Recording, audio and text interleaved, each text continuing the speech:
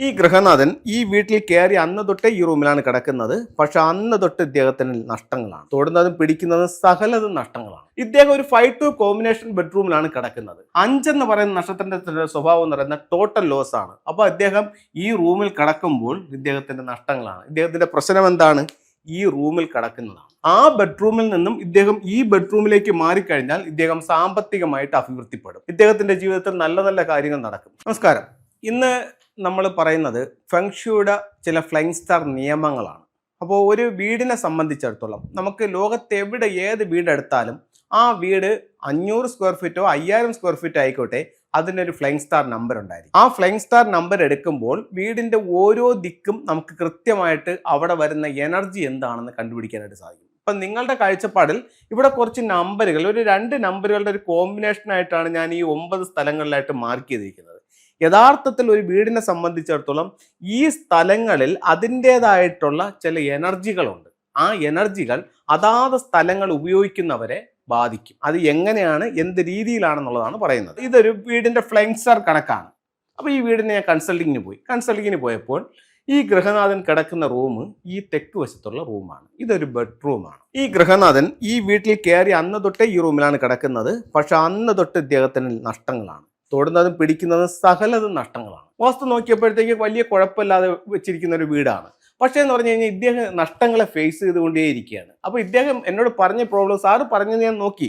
എൻ്റെ വീടിൻ്റെ south east കോർണറിൽ എനിക്കൊരു സെപ്റ്റി ടാങ്ക് ഇല്ല, എനിക്കൊരു ടോയ്ലറ്റ് ഇല്ല, എൻ്റെ കന്നിമൂലയിൽ എനിക്കൊരു ടോയ്ലറ്റോ സെപ്റ്റി ടാങ്കോ ഇല്ല. അതെല്ലാം ഞാൻ കറക്റ്റായിട്ടാണ് ചെയ്തിരിക്കുന്നത്. പക്ഷേ ഈ വീട്ടിൽ കയറി അന്ന് മുതൽ എനിക്ക് നഷ്ടങ്ങളാണല്ലോ. എന്താണ് സാർ കാര്യം എന്ന് ചോദിച്ചു കഴിഞ്ഞാൽ, ഇതിന്റെ ഫ്ലൈങ് സ്റ്റാർ എടുത്ത് പുറമേ നമുക്ക് കാണാൻ പറ്റുന്നില്ല, ഒന്നും കാണാൻ പറ്റത്തില്ല. അപ്പം അത് അടുത്തത് ഇതിനൊന്ന് സ്കാൻ ചെയ്യുന്ന ഒരു മെത്തേഡാണ്. അതായത് എന്താണ് ഉള്ളിലുള്ള വിഷയങ്ങൾ എന്നുള്ള കണ്ടുപിടിക്കുന്നത് ആ ഒരു മെത്തേഡാണ് നമ്മുടെ ഈ ഫ്ലൈങ് സ്റ്റാർ എന്ന് പറയുന്നത്.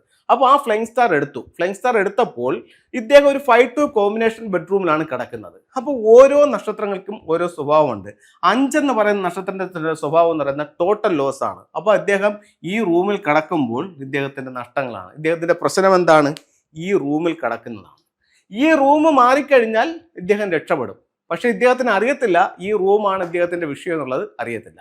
ഇനി അടുത്തൊരു ചോദ്യമുണ്ട്, ഈ റൂമിൽ മാറിയിട്ട് ഞാൻ ഏത് റൂം എടുക്കാം? അപ്പോൾ വാസ്തുവിലേക്ക് നമ്മൾ വാസ്തുവിനെ പറ്റി പറയുകയാണെങ്കിൽ ഗൃഹനാഥനും കന്നിമൂലയിലെ ബെഡ്റൂം ഉപയോഗിച്ചോ എന്ന് നമുക്ക് പറയാം. പക്ഷെ ഇവിടെ ചെറിയ വ്യത്യാസങ്ങളുണ്ട് വാസ്തുവും ഫെങ്ഷുയുമായിട്ട്. ഇവിടെ ഈ ബെഡ്റൂമിലാണ് ഈ ഗൃഹനാഥൻ പോയി കിടക്കുന്നതെന്നുണ്ടെങ്കിൽ ടോട്ടൽ ലോസിൽ നിന്നും മാറി ഇദ്ദേഹത്തെ കടബാധ്യതയിലേക്ക് പോകും. അതല്ലെന്നുണ്ടെങ്കിൽ ഇദ്ദേഹത്തെ നിരന്തരമായിട്ട് മറ്റുള്ളവർ പറ്റിച്ചുകൊണ്ടേയിരിക്കും. ഇപ്പം തരാമെന്ന് പറഞ്ഞ് വാങ്ങിച്ചുകൊണ്ട് പോകും, പക്ഷെ കിട്ടത്തില്ല.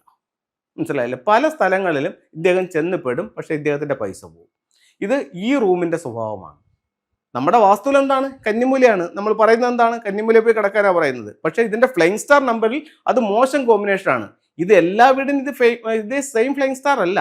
ഒരു വീടിന്റെ ഫ്ലൈങ് സ്റ്റാർ ആണ് ഞാൻ പറയുന്നത്. ഇപ്പൊ നിങ്ങൾ വിചാരിക്കും നിങ്ങളുടെ എല്ലാവരുടെയും ബെഡ്റൂമിൽ ഇത് ഈ കോമ്പിനേഷൻ ആണെന്ന്. അല്ല, എല്ലാവരുടെ ബെഡ്റൂമിലും സൗത്തിൽ 5-2 കോമ്പിനേഷൻ അല്ല. അത് ആ വീടിന്റെ ഡിഗ്രിയും വെച്ച കാലഘട്ടവും അനുസരിച്ചിട്ട് അത് മാറിക്കൊണ്ടേയിരിക്കും. അപ്പോൾ ഫ്ലൈങ് സ്റ്റാർ നമ്പർ കണ്ടുപിടിച്ചാൽ ഇതിനെ കണ്ടുപിടിക്കാൻ പറ്റും. ഇതിനനുസരിച്ച് റൂമുകൾ മാറിയാൽ അതിന്റെ മാറ്റം ഉണ്ടാവും. അപ്പോൾ ഇദ്ദേഹത്തിന് ഈ റൂമിൽ നിന്നും മാറ്റി. അപ്പൊ ഞാൻ നോക്കുന്നു ഇദ്ദേഹത്തെ ഏത് റൂമിൽ നമുക്ക് കിടത്താം എന്ന് നോക്കുന്നു. അപ്പൊ ഇദ്ദേഹത്തെ നോക്കുമ്പോഴത്തേക്ക് നല്ല കോമ്പിനേഷൻ ഉള്ള ഒരു ബെഡ്റൂം ദാണ്ട് ഇവിടെ കിട്ടി, സൗത്ത് ഈസ്റ്റ്. ഈ ബെഡ്റൂം ആണെങ്കിൽ സൂപ്പർ ബെഡ്റൂമാണ്. ഇവിടെ ദിക്കുകൾക്കൊന്നും പ്രാധാന്യമില്ല. നിങ്ങളുടെ മനസ്സിൽ വന്ന ചിന്ത എന്ന് പറയുന്നത് ഇത് അഗ്നികോണിലെ ബെഡ്റൂം അല്ലേ, അവിടെ കിടക്കാൻ പറ്റുമോ, അവിടെ ചൂടല്ലേ എന്നൊക്കെ ഉള്ള ചിന്തയാണ് വന്നത്. അതെല്ലാം ഇവിടെ വിട്ടാക്കുക. ഇവിടെ ഫ്ലൈങ് സ്റ്റാർ നമ്പർ, പക്ഷെ അത് പക്ക എനർജിയാണ്, അത് പക്ക അവിടെ വർക്ക് ചെയ്യും. ഈ ബെഡ്റൂമിൽ നിന്നും ഇദ്ദേഹം ഇതിനകത്തോട്ട് പോയി കഴിഞ്ഞാൽ ഇദ്ദേഹത്തിന് പറ്റിപ്പും കടബാധ്യതയും നേരിടേണ്ടി വരുമ്പോൾ ആ ബെഡ്റൂമിൽ നിന്നും ഇദ്ദേഹം ഈ ബെഡ്റൂമിലേക്ക് മാറിക്കഴിഞ്ഞാൽ ഇദ്ദേഹം സാമ്പത്തികമായിട്ട് അഭിവൃദ്ധിപ്പെടും. ഇദ്ദേഹത്തിന്റെ ജീവിതത്തിൽ നല്ല നല്ല കാര്യങ്ങൾ നടക്കും. ഒത്തിരി ആഘോഷങ്ങളും അവസരങ്ങളും സന്തോഷവും ഒക്കെ ഇദ്ദേഹത്തിന്റെ ജീവിതത്തിലേക്ക് വരും. ദിക്കിനല്ല ഇവിടെ പ്രാധാന്യം, ഈ ഫ്ലൈങ് സ്റ്റാർ നമ്പറിനാണ്. അപ്പൊ ഈ ബെഡ്റൂമിലേക്ക് മാറിക്കഴിഞ്ഞാൽ ഇദ്ദേഹം രക്ഷപ്പെടും, അല്ലെങ്കിൽ ഗുണം ചെയ്യും. അതാണ് അവിടുത്തെ ഒരു തിയറി. അപ്പോൾ ഒരു ബെഡ്റൂം മാറിയാൽ തന്നെ ഒരാളുടെ ജീവിതം രക്ഷപ്പെടും. പക്ഷെ അത് ഏത് ബെഡ്റൂമിലേക്ക് പോകുന്നു എന്നുള്ളതാണ് അവിടുത്തെ കാരണം. ഇനി ഒരു ഉദാഹരണത്തോടെ പറയാം. ഇദ്ദേഹം ഈ ബെഡ്റൂമിൽ നിന്ന് മാറി നോർത്ത് വെസ്റ്റിൽ ഒരു ബെഡ്റൂം ഉണ്ട്, ഇദ്ദേഹം ഈ ബെഡ്റൂമിലേക്ക് പോയി എന്ന് കരുതുക. ഇദ്ദേഹത്തെ ബാധിക്കുന്ന വിഷയം എന്തായിരിക്കും? ആരോഗ്യ പ്രശ്നമായിരിക്കും. കാരണം ആരോഗ്യ പ്രശ്നമുള്ള ബെഡ്റൂമാണ് ഇത്. അപ്പോൾ ഓരോ റൂമിനും ഒരു എനർജി ഉണ്ട്, അതെന്താണെന്ന് നമ്മൾ സ്വയം തിരിച്ചറിയുക. ഇത് കാണുന്നവരോട് എനിക്കുള്ള ഒരു അഭ്യർത്ഥന എന്ന് പറഞ്ഞു കഴിഞ്ഞാൽ, നിങ്ങൾക്ക് ഇതിൽ വിശ്വാസമുണ്ടെങ്കിലും ഇല്ലെങ്കിലും ശരി തന്നെ, നിങ്ങളുടെ വീടിൻ്റെ ഓരോ ദിക്കിലും വന്നിരിക്കുന്ന നക്ഷത്രങ്ങൾ ഏതാണെന്നും അതിൻ്റെ സ്വഭാവം ഏതാണെന്നും നിങ്ങൾ കൃത്യമായി തിരിച്ചറിയണം. ഇപ്പോൾ ഉദാഹരണത്തിന് പറയുകയാണെങ്കിൽ, ജീവിതത്തിൽ ഒരുപാട് സ്ട്രഗിൾ ചെയ്യുന്ന അല്ലെങ്കിൽ ഒരുപാട് പ്രശ്നങ്ങളെ ഫേസ് ചെയ്യുന്നവർ ഓർക്കുക, നിങ്ങൾ ഈ 5-2 കോമ്പിനേഷനിലാണോ കിടക്കുന്നത്, അല്ലെങ്കിൽ നിങ്ങളുടെ ബെഡ്റൂമിൽ മൗണ്ട് സ്റ്റാർ ആയിട്ട് ഒരു 5 വന്നിട്ടുണ്ടോ എന്നെങ്കിലും നിങ്ങൾ സ്വയം ഒന്ന് തിരിച്ചറിയേണ്ടത് ഏറ്റവും അത്യാവശ്യമാണ്. അപ്പോൾ ഈ ബെഡ്റൂം മാറിയപ്പോൾ ഇവിടെ പ്രോസ്പെരിറ്റി വന്നു, ഇവിടെ ബെഡ്റൂം മാറിയപ്പോൾ ആരോഗ്യ പ്രശ്നം വന്നു, ഇവിടെ ബെഡ്റൂം മാറിയപ്പോൾ കടബാധ്യതയിലേക്ക് പോയി. ഇനി ഈ ബെഡ്റൂമാണ് ഉപയോഗിക്കുന്നതെങ്കിലോ കേസും വഴക്കുമാവും. അങ്ങനെ ഈ ഓരോ ബെഡ്റൂമിൻ്റെയും എനർജി മാറിക്കൊണ്ടിരിക്കും. ഇതിലാണെങ്കിലോ നല്ല ഹെൽത്തി ഫാമിലി ഉണ്ടാവും, കുടുംബാംഗങ്ങൾ നല്ല ഐക്യം ഉണ്ടാവും, സ്നേഹം ഉണ്ടാവും. അങ്ങനെ ഓരോ സ്ഥലവും ഓരോ എനർജി ഉണ്ടാവും. ഇത് ബെഡ്റൂമിൻ്റെ മാത്രം കാര്യമല്ല, എൻട്രൻസിനും ഇത് തന്നെയാണ് കാര്യം. ഈ വീട്ടിൻ്റെ പ്രധാന ഡോർ ഇവിടെയാണെന്നുണ്ടെങ്കിൽ ഇവർ തൊഴിൽപരമായിട്ട് ഒരുപാട് അഭിവൃദ്ധിയിലേക്ക് പോകുന്നൊരു വീടായിരിക്കും. ഈ വീടിൻ്റെ പ്രധാന വാതിൽ ഇവിടെയാണെങ്കിലോ ഇവർ കടബാധ്യതയിലേക്ക് പോകുന്ന ഇതായിരിക്കും. കടബാധ്യത സാറിലെ നേരത്തെ പറഞ്ഞു, ഇവിടെയാണെങ്കിൽ ഈ ബെഡ്റൂം ഇവിടെയാണെങ്കിൽ സാമ്പത്തികമായിട്ട് നേട്ടം ഉണ്ടാവുമെന്ന്. ആണ്, ഞാൻ അങ്ങനെ തന്നെയാണ് പറഞ്ഞത്. ബെഡ്റൂം ഇവിടെയാണെങ്കിൽ സാമ്പത്തികമായിട്ട് നേട്ടം ഉണ്ടാവും. ഇപ്പോഴും അത് തന്നെയാണ് പറയുന്നത്.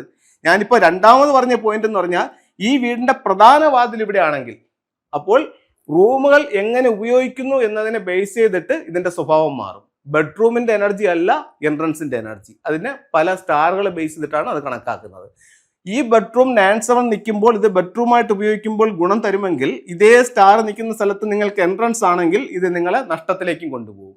അപ്പോൾ ഓരോ വീടിൻ്റെയും ഫ്ലൈയിങ് സ്റ്റാറിൻ്റെ കണക്കിന് അത്രത്തോളം പ്രാധാന്യമുണ്ട്. ഇതൊരു ചെറിയ കാര്യമല്ല, വലിയ വലിയ മാറ്റങ്ങൾ ഇതിനകത്തേക്ക് കൊണ്ടുവരാനായിട്ട് ഇതിലൂടെ സാധിക്കുന്നതാണ്. ഇനി നമുക്ക് ഇത്തരത്തിലുള്ള പല പ്രശ്നങ്ങളും വന്നുപോയി, നമുക്ക് എന്ത് ചെയ്യാൻ പറ്റും എന്ന് ചോദിച്ചാൽ, ഒരു പഞ്ചഭൂത തത്വമുണ്ട്, ഒരു 5 എലമെന്റിന്റെ തിയറി ഉണ്ട്. ആ എലമെന്റ്സിന്റെ ഇതനുസരിച്ച് കൊണ്ട് ഇതിനെ ഓരോന്നിനെയും നമുക്ക് കറക്റ്റ് ചെയ്യാൻ പറ്റും. അപ്പോൾ ചിലർ ചോദിക്കും, സാറേ ഇത് നമ്മുടെ ഇതനുസരിച്ചിട്ട് നമുക്ക് ഇതിനകത്ത് ടൂളുകൾ വെക്കാനായിട്ട് സാധിക്കത്തില്ല. ഇപ്പോൾ ഒരു ലാഫിൻ ബുദ്ധി വെക്കാനോ അല്ലെന്നുണ്ടെങ്കിൽ ഒരു വെൽത്ത് ഷംബാലെ വെക്കാനോ നമുക്ക് സാധിക്കത്തില്ല. നമുക്കിവിടെ ഫെങ്ഷു ചെയ്യാൻ പറ്റുമോ സാറേ?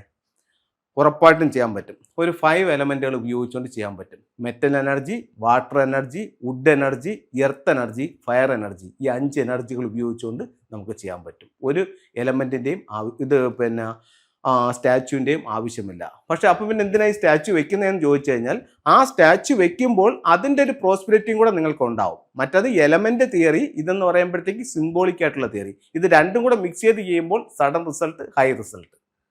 ഇനി നമുക്ക് ഫംഗ്ഷനിൽ ചില ടൂളുകളിലേക്ക് പോവാം. ഇത് ചില ക്രിസ്റ്റൽസ് ആണ്. ഈ ക്രിസ്റ്റൽസ് എല്ലാം നാച്ചുറൽ ആയിട്ടുള്ള ക്രിസ്റ്റൽസ് ആണ്. ഇത് ഗ്രീൻ ജേഡ് എന്ന് പറയുന്ന ഒരു സ്റ്റോൺസ് ആണ്. ഇത് എന്തിനു ഉപയോഗിക്കാമെന്ന് വെച്ച് കഴിഞ്ഞാൽ, ഹെൽത്ത് മെച്ചപ്പെടുത്താൻ വേണ്ടിയിട്ട് ഇത്തരത്തിലുള്ള ബ്രേസ്ലെറ്റുകൾ, ഇത് ഹെൽത്ത് മെച്ചപ്പെടാനായിട്ട് ഉപയോഗിക്കുന്ന ഒരു ബ്രേസ്ലെറ്റ് ആണ്. ഇത് ഗ്രീൻ കളർ. അത് കഴിഞ്ഞിട്ട് ഇത് കർണേലിയൻ്റെ ബ്രേസ്ലെറ്റ് ആണ്. തൊഴിൽപരമായിട്ട് നല്ല അഭിവൃദ്ധി നേടാനായിട്ട് ഈ ബ്രേസ്ലെറ്റുകൾ ഉപയോഗിക്കുന്നുണ്ട്. അതുപോലെ ഇത് ടൈഗർ ഐ എന്നാണ്. നമ്മളെപ്പോഴും നല്ല ആക്റ്റീവായിട്ട് നിൽക്കാനും നമ്മുടെ ജീവിതത്തിൽ ഒരുപാട് വിജയങ്ങൾ ഉണ്ടാവാനും നമുക്ക് ടൈഗർ ഐയുടെ ബ്രേസ്ലെറ്റ് ഉപയോഗിക്കാം. ഇത് സ്റ്റോണുകളെ പറ്റിയുള്ളൊരു കാര്യം. ഇനി നമുക്ക് ചില ബോർഡുകൾ, ചില സിമ്പലുകൾ നമുക്ക് ജീവിതത്തിൽ എങ്ങനെ ഫലം കൊണ്ടുവരും എന്നുള്ളതാണ്. ഇത് 8 എന്ന് പറയുന്ന ഒരു സിമ്പിൾസ് ആണ്. ഇത് നിങ്ങളുടെ സ്വീകരണ മുറിയുടെ അല്ലെങ്കിൽ നിങ്ങളുടെ ഷോപ്പിൻ്റെയോ സൗത്ത് ഈസ്റ്റിൽ വെക്കുകയാണെങ്കിൽ വെൽത്ത് നേടിത്തരുമെന്ന് ഫംഗ്ഷനിൽ പറയുന്നു.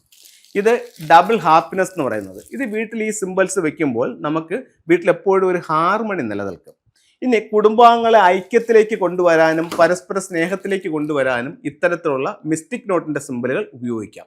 അത് കണക്ക് തന്നെ കപ്പിൾസിന്റെ ഐക്യത്തിന് വേണ്ടിയിട്ടും അവരുടെ ബെഡ്റൂമിൽ ഈ സൗത്ത് വെസ്റ്റിൽ ഈ സിമ്പിൾസ് ഉപയോഗിക്കാം. അവരുടെ ബെഡിന്റെ അടിയിലും ഇത്തരം സിമ്പിളുകൾ ഉപയോഗിക്കുന്നത് ഇവരുടെ പരസ്പര സ്നേഹവും വിശ്വാസവും വർദ്ധിപ്പിക്കുക എന്നുള്ളതാണെന്ന് ചൈനീസ് വാസ്തുവിലെ ഫംഗ്ഷനിൽ പറയുന്നു. എല്ലാവർക്കും എല്ലാ സൗഭാഗ്യങ്ങളും ഉണ്ടാവട്ടെ എന്ന് പ്രാർത്ഥിച്ചുകൊണ്ട് നിർത്തുന്നു. നന്ദി, നമസ്തേ.